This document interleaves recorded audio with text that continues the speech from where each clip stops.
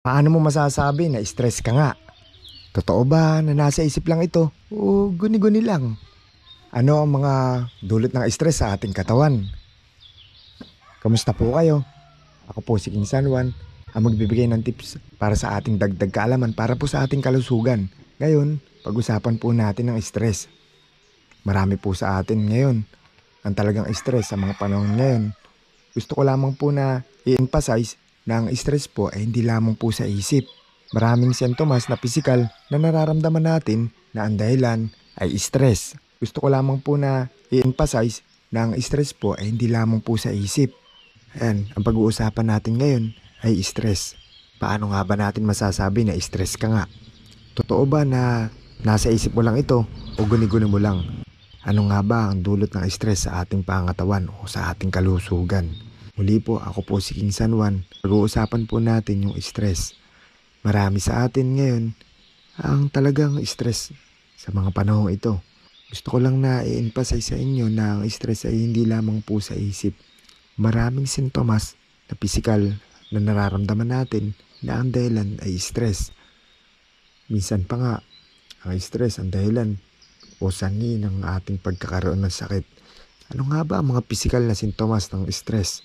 Ito po yan, pananakit ng ulo o masakit ang ulo, mabigat ang leeg, o di kaya naman pangangali ng balikat, may kabigatan ng dibdib, at kung minsan na may kumakabog sa dibdib o malakas na pagtibok ng iyong puso, madaling mapawis o madaling pagpawisan, ang sikmura, para nakakaramdam ng pangangasim, o di kaya naman parang bumabaligtad ang iyong sikmura. Yung alamnan mo parang matigas siya at hindi ka komportable, parang hindi ka relax, parang naiirritable, nalilito ka, hindi ka makapag-focus sa iyong mga ginagawa. Yan lamang po ang mga ilan na pisikal na iyong mararamdaman kapag ka ikaw ay nakakaramdam ng stress. Ano nga ba ang pwede natin gawin para mabawasan ang iyong mga nararamdaman kapag ka ikaw ay stress? Siyempre, ang una, kailangan lang natin pakiramdaman natin kung ano nga ba yung iyong nararamdaman nitong mga nagdaang araw o nakaraang araw. O ano nga ba yung nangyari sa'yo? Bakit ganito yung iyong nararamdaman ngayong araw? Meron ka bang nagalit? Meron ka bang deadline na hindi mo na-meet sa iyong trabaho? Na late ka? Or along the way ng iyong pagpunta sa opisina mo, merong mga nangyaring hindi mo nagustuhan, hindi mo ginusto. Dapat bigyan mong pansin ang iyong mga nararamdaman. Be kind to yourself. Pakinggan mo ang mga sinasabi ng iyong katawan. Pag iyong nalaman kung ano yung nakaka-stress para sa'yo, makakagawa ka ng mga paraan para at least mabawasan ang mga nararamdaman mo. Pakalmahin mo ang iyong sarili. Huwag kakalimutan na mag-break sa iyong mga ginagawa. Pagpasensyahan ang sarili. Kung ang mga plano sa araw na yun ay hindi mo nagawa, maging flexible ka na baguhin mo yung plano para hindi ka ma-stress. Ang isa pang way para mag-relax ay through meditation. Yung bibigyan mo ng oras yung sarili mo na wala ang gagawin kundi ang pakiramdaman mo lamang yung iyong sarili para makapag-relax ka.